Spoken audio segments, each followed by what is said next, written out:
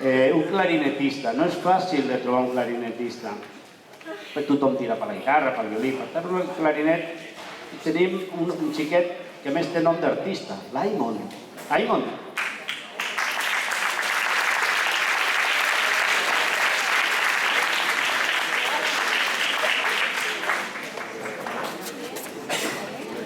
L'Aimon ens portarà en un viatge espacial i després ens farà el cielito lindo. Com us explicaria jo què és un clarinet? És molt difícil de controlar, més per un nen de 8 anys, em sembla que té l'Aimon ara. El seu pulmó és el que ha de funcionar. Jo penso que amb els nervis ja és difícil de fer sonar la canya d'un clarinet, imagineu, a sobre controlar i saber el que estàs tocant. Però us puc assegurar que l'he sentit i escolta, sorprenent. Aimon?